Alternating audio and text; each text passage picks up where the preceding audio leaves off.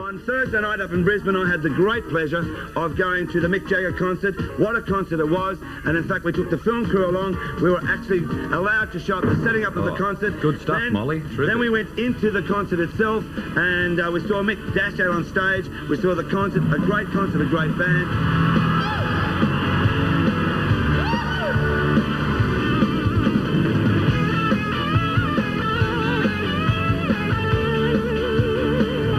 Well, Mick, welcome to Australia, and certainly welcome to Hey Hey. Thanks very much. To have toured last in Australia in 1973, it's been a long time between everything. What were you expecting from Australian audience? Because I noticed you thanked last night the fact that they'd been very loyal and that they'd stuck with you. Yeah, well, just to come back, I mean, and rock and roll is a very fast-moving thing. Right. And it's great that they sort of have such long memories, and they say, oh well, yeah, last time he was pretty good, maybe go and see him this time. And obviously some of the people weren't there last time, so they'd never seen you, so I don't know, it's great. You did so many classical songs of the Stones. When you wrote them, did you ever believe that in 1988, not only being popular on stage, those songs, but I mean in every dance club, whatever, you put on a Start Me Up or Jumping Jack Flash and the Pax of Dance Score. Does that surprise you, that longevity? Yeah, because well, when they were done in the early, well, you know, in the early 60s or whatever, I mean, you expected them to just be here today and gone tomorrow. I mean, and it's fair to say, I'm not being modest, but a lot of the songs that I love doing are forgotten. I mean, some of them are remembered, so it's nice that, you know, I mean, I didn't only do old songs last night, I did try and mix it up.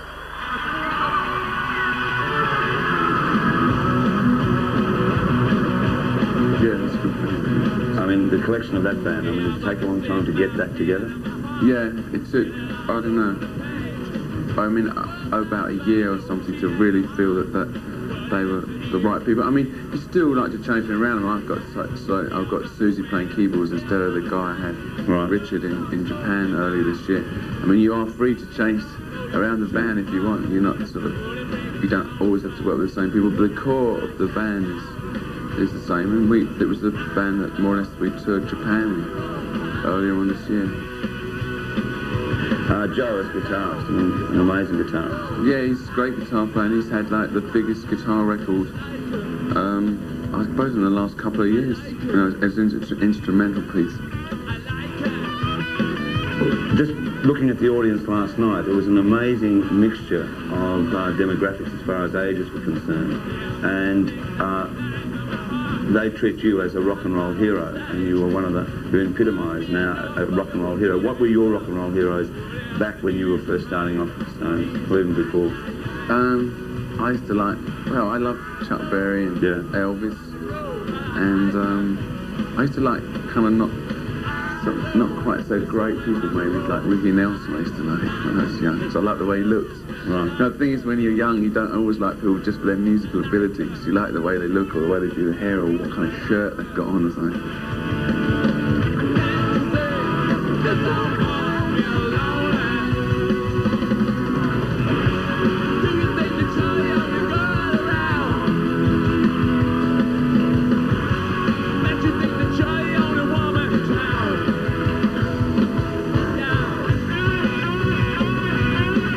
Well, there you go. That was Mick Jagger. We're going to go to a commercial break, and we'll be back in a moment. Woo! Hey, beautiful.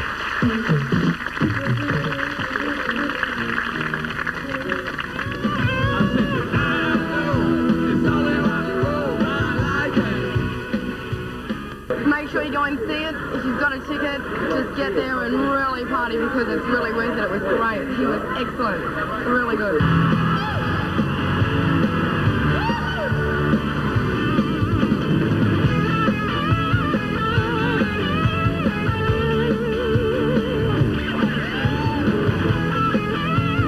Right now, I mean, when the Stones became so big, and I mean, you were known as the rebel group, you then took a different field in your own career by going into films. Performance was one, and then of course Ned Kelly.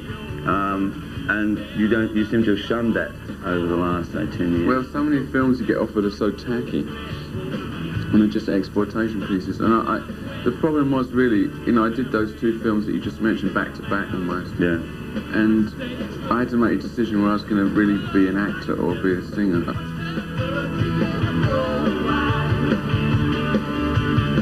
Did radio have much influence on your life in the early days of listening to? Yeah. In England we never had proper radio. We used to have the old sort of auntie BBC, and they played like an hour's pop records a week. So we used to have Radio Luxembourg, and you'd get there late at night and tune in, hear a few songs like from over in Luxembourg and so on. And even now I think the radio in England is really, it's really bad. I don't dare mention one, to even discuss that, I'm in too much trouble. I mean, I love rock and roll music. I not only, I've liked it ever since I was a kid, so it's sort of, and so lots of other people, when rock and roll music first started happening, everyone thought it was like a passing phase, like the cha-cha. We used to have all these passing phases when we were very, very small children, the rumba, the cha-cha, and rock and roll came, and they thought, oh, well, that's going to be like this year's kind of hula hoop. But it just kind of took root somehow and managed to survive and ate up all these styles of music, along the way, that became sort of incorporated along, which I think helped. Well, to finish off, you finished off the show with satisfaction, and you seem very satisfied in life. I hope that this isn't the last time we see you in Australia. No, I hope it's not going to be such a long gap. Yeah. I know that, you get asked the inevitable question, you're going back to the Stones, will the Stones do another album? I've seen the answers, yes, you may do another one. Yes, we might, hopefully do another. I say all these things because I'm kind of I try to be optimistic about the Rolling Stones. It's just hard after all these years trying to get up to do, things and do it. So, but I'm very optimistic about the Stones doing some work in the future. But I enjoy doing this, what I'm doing now, because I'm very relaxed doing this, and I don't have any kind of major personality problems doing it. Well, as I say, you certainly satisfied everyone last night. It's a great band, great performance by yourself, and I tell you what, I hope you like the rest of Australia, because the rest of Australia is going to get right off on you and the band. Thanks very much. Bye. Ooh.